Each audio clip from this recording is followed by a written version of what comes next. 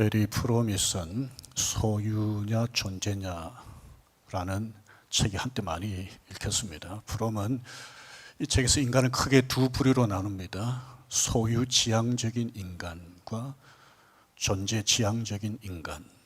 말 그대로 소유지향적인 인간은 소유에 관심이 있습니다. 그래서 자기가 원하는 많은 것을 가지면 더 행복할 것이다, 이런 생각을 하고 소유에 마음을 두고 적극적으로 그것을 더 얻기 위해서 애를 씁니다. 존재지향적인 인간은 말 그대로 내가 어떤 사람이 될 것인가, 어떤 인간이 될 것인가 하는 것에 대한 관심이 있습니다. 우리가 팔복을 살펴보고 있는데 이 팔복을 보면 복이 있나니 복이 있나니 복이 있나니 이렇게 9번이나 반복해서 복이 있다라고 말씀을 하기 때문에 어떤 분들은 에리 프롬이 표현한 것처럼 이 팔복은 소유지향적인 인간에 초점을 맞춘 교훈인가 오해할 수 있습니다. 아시는 것처럼 이 팔복에 복이 있나니 복이 있나니라고 하는 말씀 앞에 뭐가 있습니까? 심령이 가난한 자는 복이 있나니, 애통하는 자는 복이 있나니, 오늘 온유한 자는 복이 있나니. 그래서 프롬의 분류대로 하면 오늘 이 교훈은 어디에 속합니까?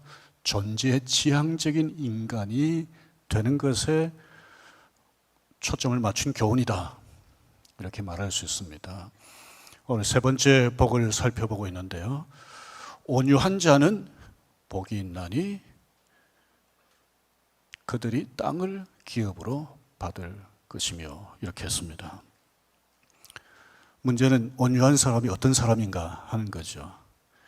온유라고 하는 한자말을 보면 온이 뭡니까? 따뜻할, 유는 부드러울 유. 그래서 말 뜻대로 하면 온유한 사람은 따뜻하고 부드러운 사람, 여간해서 화를 잘 내지 않는 사람,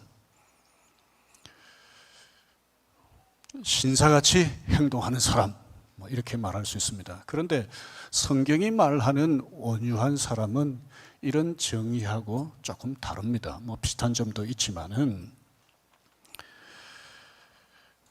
오늘 성경이 말하는 온유한 사람이 어떤 사람인지 성경 인물을 통해서 같이 보려 합니다. 민수기 12장 3절을 보십시다. 모세를 가리켜서 지상에 있는 어떤 사람보다 온유한 사람이다 라고 이렇게 했습니다. 도대체 모세가 어떠했길래 이렇게 온유한 사람이라고 평가를 했을까?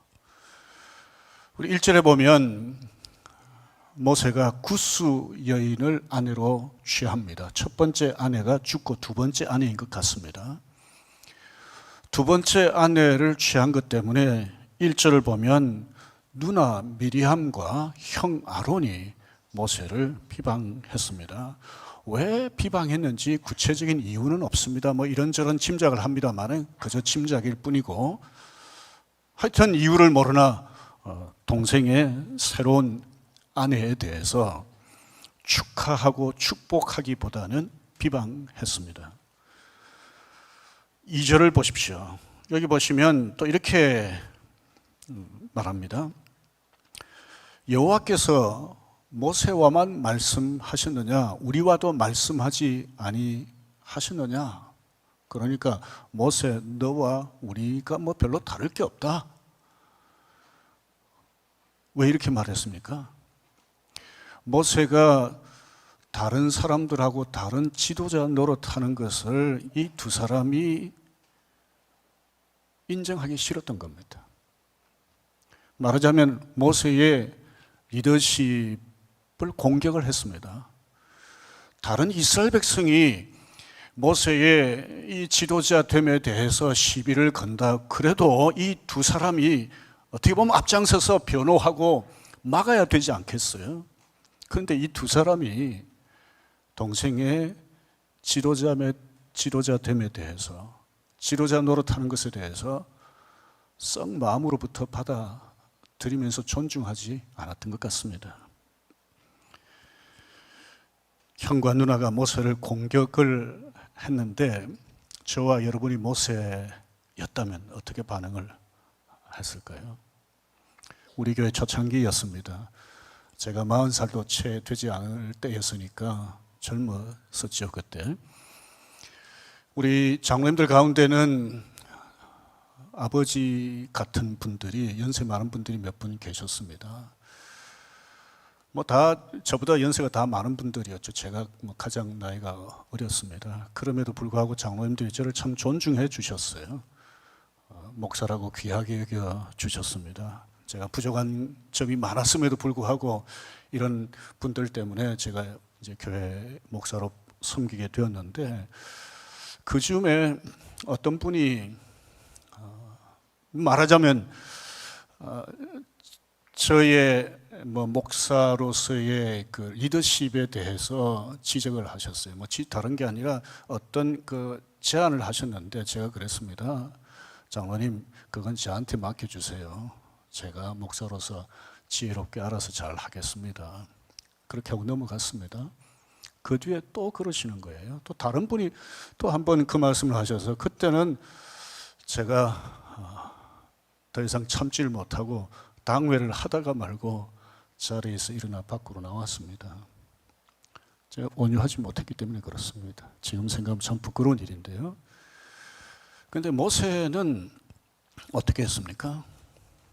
자기의 지도자 됨에 대해서 인정하지 않고 어떻게 보면 앞장서서 공격했던 이 두 사람에 대해서 어떻게 했습니까? 모세는 가만히 있었습니다.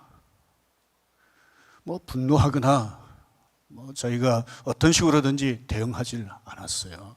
모세는 벨이 없는 사람인가? 자존심도 없는 사람인가? 가끔 이런 말 하잖아요. 그 아무개는 자존심이 굉장히 센 사람이야. 여러분, 자존심이 세지 않은 사람이 어디 있습니까? 다 자존심이 세죠.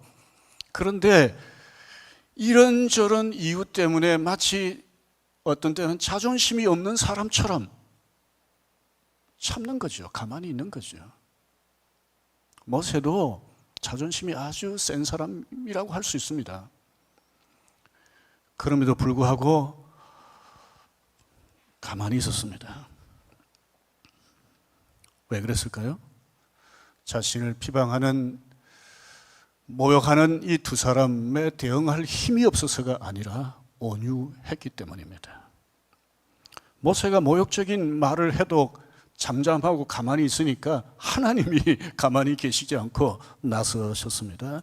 세 사람을 부르셨어요. 그리고는 하나님이 미리암과 아론에게 말씀하셨습니다. 선지자들에게 내가 말할 때가 있다. 그럴 때는 환상으로 나타나기도 하고 꿈으로 말하고 그러는데 모세는 다르다. 모세는 내가 직접 얼굴과 얼굴을 맞대고 말하고 내 형상을 보는 사람이다. 어디 겁도 없이 모세한테 함부로 비방하고 그러느냐, 이런 식으로 책망을 하고 진노하시는 가운데 미리암이 나병에 걸려서 피부가 눈과 같이 되었다고 되어 있습니다. 이런 일이 있고 난 뒤에 아론이 모세에게 말했습니다. 우리가 잘못해서 죄를 지었다고, 죄에 대한 벌을 우리에게 돌리지 않았으면 좋겠다고. 사실 하나님에게 드리고 싶은 말인데 모세에게 말을 했습니다. 모세가 중재자 노릇을 해달라는 거겠죠. 모세가 기도했습니다. 어떻게 기도했습니까? 하나님, 누나 미리암 이대로 두시면 안 됩니다. 이 나병이 점점 더 심해져서 죽도록 하셔야 됩니다.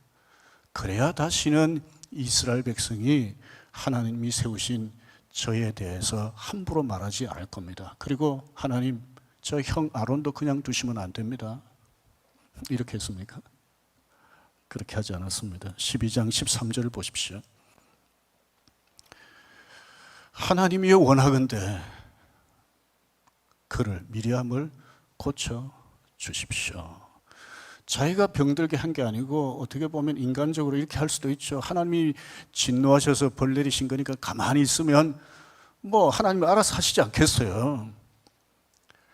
그런데 모세는 오히려 고쳐달라고.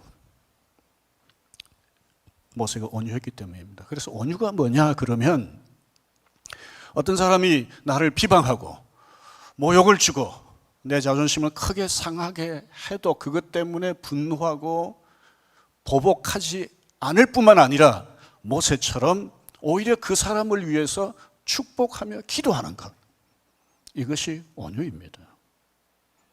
가만히 있는 것 정도까지는 할 수 있어요. 되게 많은 사람들이. 그러나 그 사람을 위해서 오히려 축복하며 기도하는 것, 이건 쉬운 일이 아닙니다. 모세가 그랬습니다.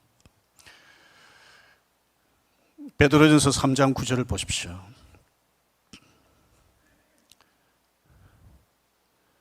악을 악으로 욕을 욕으로 갚지 말고, 같이 읽겠습니다. 도리어 복을 빌라. 모세가 이렇게 한 겁니다. 이를 위하여 너희가 부르심을 받았으니 했습니다. 우리 권도문 중에 그 앞부분에 있는 내용인데 기억하실지 모르겠습니다. 악을 악으로 갚지 마십시오. 이 말씀에서 나온 겁니다.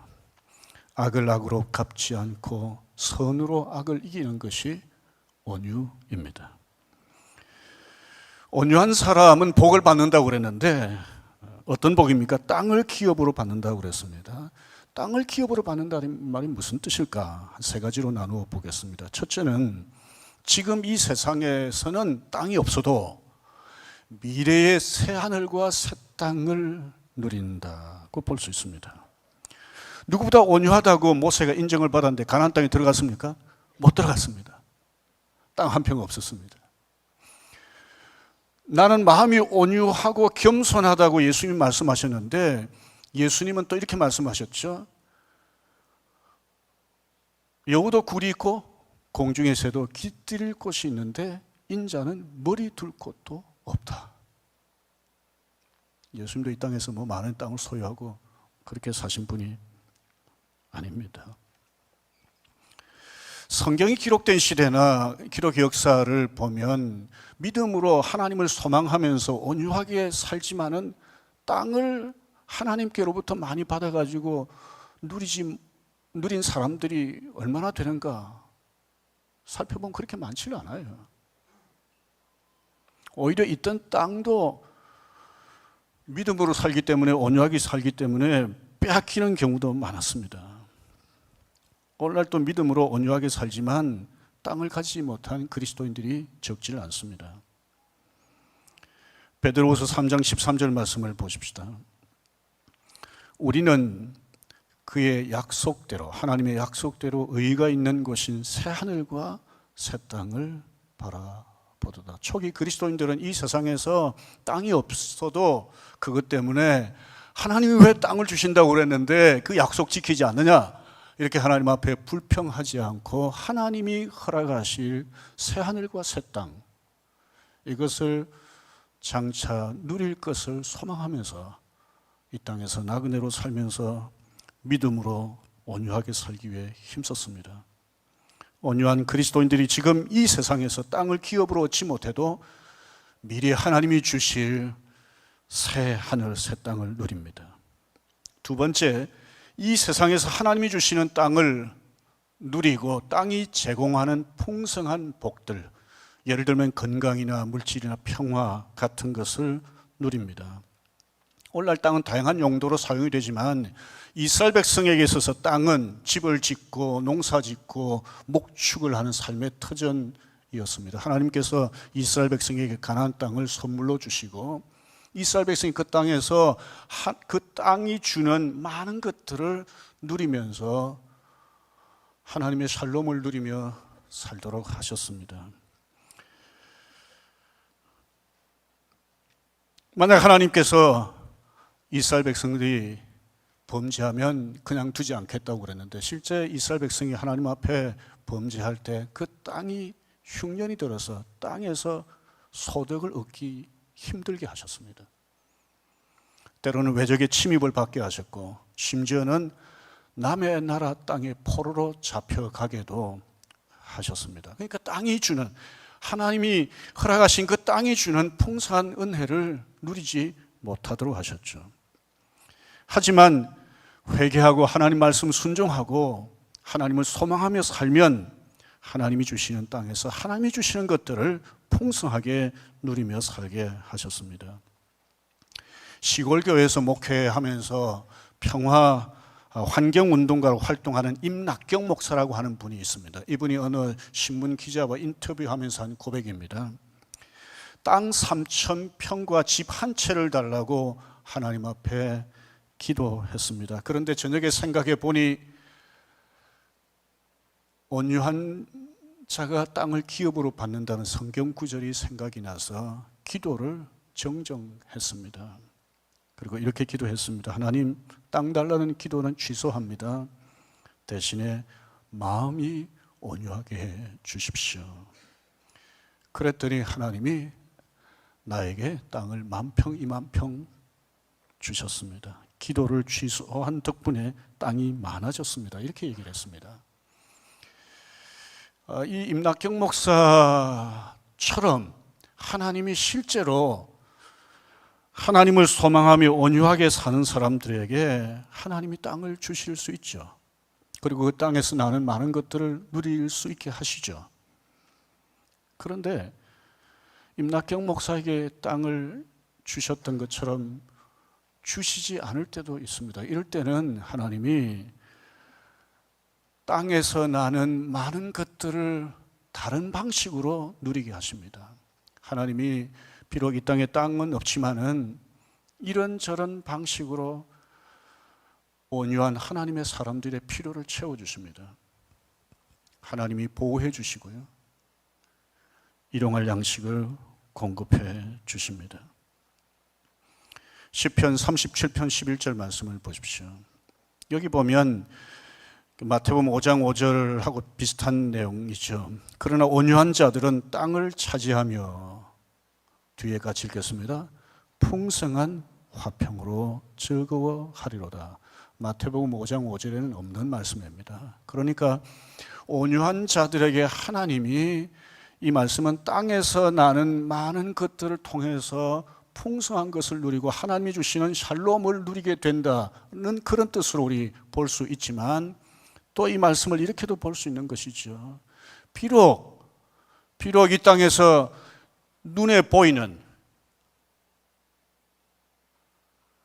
땅이 없다 하더라도 하나님이 다양한 방식으로 우리의 삶의 필요를 채워주셔서 화평을 누리게 하신다. 하나님이 주시는 샬롬을 누리게 하신다. 이렇게 볼 수 있습니다.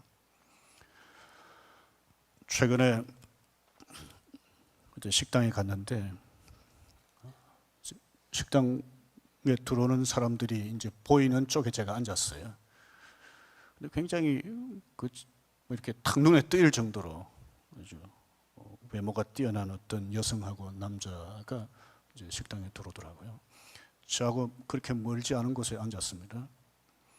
근데 얼마 지나지 않았는데 갑자기 그 여성이 뭐 소리를 지르면서 뭐 울고 막 이러더라고요. 무슨 내용인지는 뭐 제가 구체적으로 듣지를 못했습니다만, 옆에서 남편은 뭐 남편인지 하여튼 뭐 옆에 있는 남자는 약간 좀 당황해하는 그런 기색이고요. 식당 사람들 다 봤습니다. 저는 그 부부, 그 두 사람의 상황이 어떤지, 그리고 경제적인 형편이 어떤지는 모르지만 부부라고 가정을 해볼 때 뭐 외모가 아무리 다른 사람들 눈에 띌 정도로 좋고, 또 뭐 집에 뭐 상당한 이 재산이 있고 그렇다 하더라도 저렇게 식당까지 와서 부부가 서로 큰 소리를 내면서 싸운다면 그 많은 재산이 무슨 의미가 있나?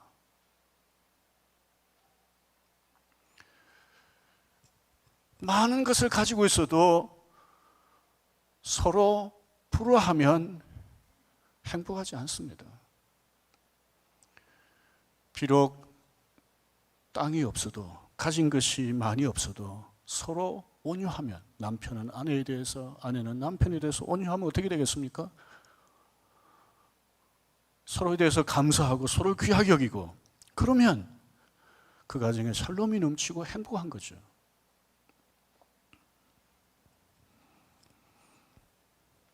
땅 때문에 누리는 풍성한 화평도 있지만 온유한 사람은 땅이 없어도 풍성한 화평을 누립니다. 고린도후서 6장 10절을 보십시오. 근심하는 자 같으나 항상 기뻐하고 가난한 자 같으나 많은 사람을 부유하게 하고, 같이 읽겠습니다. 아무것도 없는 자 같으나 모든 것을 가진 자로다. 아주 역설적인 표현이죠. 그리스도인은 이런 사람입니다. 온유한 사람은 이런 사람입니다. 왜 그렇습니까? 비록 다른 사람들 보기에 땅 한 평 없다 하더라도 온 땅의 주인이신, 온 세상의 주인이신 하나님이 나의 하나님입니다. 그러니 그 하나님 신뢰하고 소망하면서 사는 사람은 마치 아무것도 없는 사람 같으나 모든 것을 가진 사람처럼 이 세상에서 살 수 있는 거죠, 당당하게. 셋째, 모세처럼 사람들과 화평을 누리고 예수님처럼 사람들을 하나님께로 돌아오게 합니다. 모세가 온유했지만 땅 한 평 없다고 말씀드렸잖아요. 가나안 땅에 못 들어갔다고 말씀드렸잖아요. 그런데 모세는 얻은 게 있습니다. 그게 뭘까요? 모세를 비방했던 미리암과 아론이 그 뒤에도 계속 모세를 비방했을까요? 안 했습니다. 모세를 누구보다 귀하게 여겼을 겁니다. 그리고 이 모든 과정을 보았던 이스라엘 백성들도 모세를 이전과 다르게 보았을 겁니다. 온유하면 땅보다 더 귀한 사람을 얻습니다. 오늘날도 온유한 사람은 사람을 얻습니다. 아까도 싸우는 부부 얘기를 했습니다마는 남편이 아내에 온유하면 아내를 얻습니다. 아내의 신뢰를 얻고 존경을 얻습니다. 아내가 온유하면 남편의 신뢰와 사랑을 얻습니다. 부모가 온유하면 자녀의 마음을 얻습니다. 사람들이 사는 공동체에는 미리암 같고 아론 같이 자존심 상하게 하는 사람들이 항상 있습니다. 교회 안에도 있습니다. 이때 모세처럼 온유하면 땅보다 더 귀한 사람을 얻습니다. 예수님이 십자가를 지실 때 예수님을 조롱하고 모욕하는 사람들이 있었잖아요. 이때 예수님이 어떻게 하셨습니까? 보복하지 않고 오히려 그들 위해 기도하셨습니다. 힘이 없어서 그렇게 하셨습니까? 아닙니다. 온유하셨기 때문입니다. 만약에 예수님이 온유하지 않고 보복하셨다면 여러분 생각해 보십시오. 두 강도도 똑같이 예수님에 대해서 처음에 조롱하지 않았습니까? 모욕하지 않았습니까? 그런데 나중에 한 사람은 구원받았습니다. 만약에 예수님이 예수님을 조롱하고 모욕하는 사람에 대해서 보복하셨다면 한 강도 구원받지 못했을 겁니다. 온유하면 사람을 얻습니다. 베드로전서 2장 23절 24절을 보십시오. 욕을 당하시되 맞대어 욕하지 아니하시고, 우리 예수님에 대한 묘사입니다. 고난을 당하시되 위협하지 아니하시고, 십자가에서 조금 전에 말씀드린 것처럼 그렇게 하신 겁니다. 오직 공의로 심판하시는 이에게 부탁하시며 친히 나무에 달려 그 몸으로 우리 죄를 담당하셨으니. 예수님은 이곳에 이 세상에 사실 때 머리 둘 곳도 없으실 정도로 부동산을 많이 소유한 그런 부자가 아니었습니다. 예수님도 여기저기 다니면서 어떻게 보면 마치 나그네처럼 그렇게 복음을 전하시며 하나님 나라를 전파하셨습니다. 그런데 지금 예수님이 달리셨던 그 십자가가 세계 도처에 세워져 있습니다. 십자가는 저주와 수치와 고통의 상징이었지만 지금 세계 도처에 있는 이 십자가는 뭘 상징합니까? 예수님의 사랑을 상징하고 예수님의 용서를 상징하고, 오늘 본문과 관련해서 보면 예수님의 온유를 상징합니다. 저와 여러분이 예수님을 닮아 온유하면 저와 여러분들 때문에 땅보다 더 귀한 사람들이 예수님의 십자가 앞으로 나오게 될 겁니다. 하나님께로 돌아오게 될 겁니다. 온유한 사람은 땅을 기업으로 얻는다. 다르게 표현하면 온유한 사람은 사람을 얻습니다. 하나님께로 돌아오는. 어떻게 온유한 사람이 될 수 있을까요? 온유한 사람을 하나님이 귀하게 보시고 남다른 복을 주시는데 어떻게 온유한 사람이 될 수 있을까요? 신약 성경에 온유라고 하는 단어가, 신구약 성경에 온유라고 하는 단어가 17번 나옵니다. 가만히 성경을 보면 같은 단어를 어떤 때는 온유라고 번역하고 어떤 때는 겸손으로 번역을 했어요. 겸손과 온유가 비슷하기 때문일 겁니다. 근데 사실은 겸손과 온유가 다릅니다. 실제로도 헬라어나 히브리어에 겸손을 의미하는 단어가 따로 있습니다. 보통 겸손과 온유를 이렇게 좀 설명합니다. 겸손은 나 스스로 다른 사람 앞에서 자기를 낮추는 거예요. 제가 부족합니다. 저는 뭐 별로 아는 것도 없고 뭐 능력도 없고 가진 것도 없고 저 부족합니다 하고 이제 고개를 숙이는 겁니다. 그런데 온유는 다른 사람이 나를 향해서 당신은 아무것도 아니야, 당신은 별 볼 일 없는 사람이야 하고 내리누르는 거예요. 그럴 때 가만히 있는 겁니다. 그리고 아까 말씀드린 것처럼 가만히 있을 뿐만 아니라 나를 그렇게 무시하고 자존심 상하게 하는 사람에 대해서 보복하지 않을 뿐만 아니라 축복하며 기도하는 것, 이것이 온유입니다.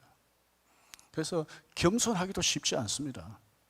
그런데 온유하기는 더 어렵습니다. 보통 사람들이 이렇게 겸손하다가도 다른 사람들이 우리를 짓누르려고 그러면 이렇게 반응합니다. 그래서 참 온유하기가 힘든데 어떻게 온유할 수 있을까? 성령의 9가지 열매 중에 하나가 온유입니다. 그래서 온유를 성령의 열매라고 그럽니다. 그래서 온유는 하나님이 주시는 선물이니까 기도해야 된다 그럽니다. 예, 우리 기도해야 됩니다. 기도하면 하나님께서 은혜를 베풀어 주시죠. 그런데 여러분, 기도하기만 하면 하나님이 우리를 온유한 사람으로 만들어 주실까요?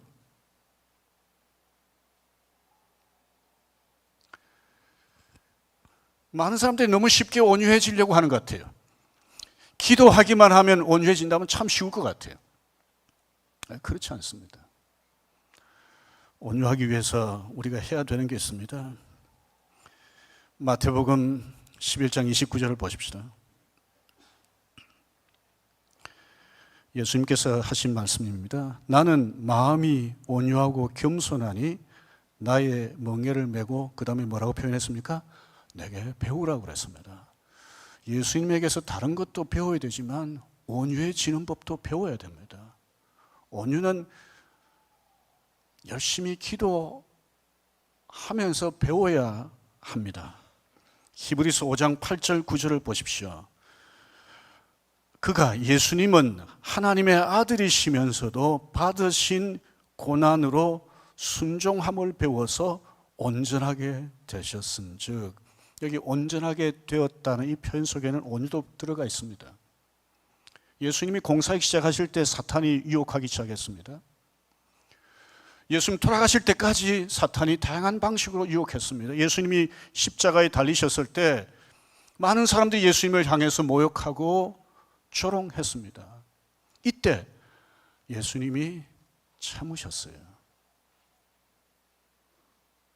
하나님의 뜻을 이루기 위해서 참으셨습니다. 바꾸어 말하면 하나님의 뜻에 순종하시기 위해서 사탄의 유혹을 이기고 그렇게 십자가 지시는 데까지 오시고 결국은 십자가에서 돌아가셨습니다.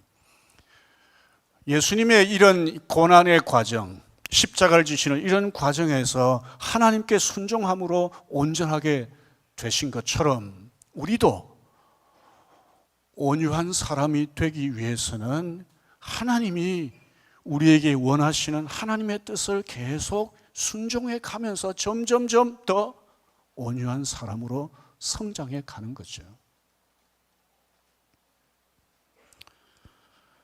성령의 열매가 갈라디아서 5장 22절 23절에 있는데 그 앞부분에 너희는 성령을 따라 행하라 그리하면 육체의 욕심을 이루지 아니하리라 이렇게 말씀하셨습니다. 이 말씀은 성령의 열매를 맺는 비결 중에 하나라고 볼 수 있습니다. 사람에게는, 그리스도인들에게는 두 가지 욕망이 있습니다. 하나는 내 욕심대로 살고 싶은 욕망, 다른 하나는 하나님의 뜻을 따라 살고 싶은 욕망. 성령의 열매를 맺으려면 어떻게 됩니까? 기도만 해야 되는 게 아니라 이 두 가지 욕망 중에서 무엇을 선택해야 됩니까? 성령의 욕망을 선택해야 됩니다. 하나님의 뜻을 선택해야 됩니다. 이렇게 계속 선택해 가면서 우리는 점점 온유한 사람이 되어 가는 거죠. 이렇게 계속 성령의 뜻을 따라, 하나님의 뜻을 따라 살아갈 때, 특별히 고난 중에 있을 때, 바꿔 말하면 모세처럼 자신을 비방하고 모욕 주는 사람들이 있을 때, 그 사람들 앞에서도 하나님의 뜻을 생각하면서 참고 그 사람들을 위해서 축복하고 이렇게 하는 가운데 점점 온유한 사람이 되어 가는 거죠. 이렇게 하는 가운데 온유의 열매뿐만 아니라 다른 성령의 열매도 맺게 되는 것이죠. 온유하신 예수님을 생각하고 기도하면서 하나님의 뜻을 순종하는 가운데 온유한 사람으로 점점 더 성숙해가는 저와 여러분들이 되기를 바랍니다. 이렇게 성숙한 온유한 사람이 되어서 하나님이 땅을 기업으로 주시는 복을 누리는 저와 여러분들이 되기를 주의 이름으로 축원합니다.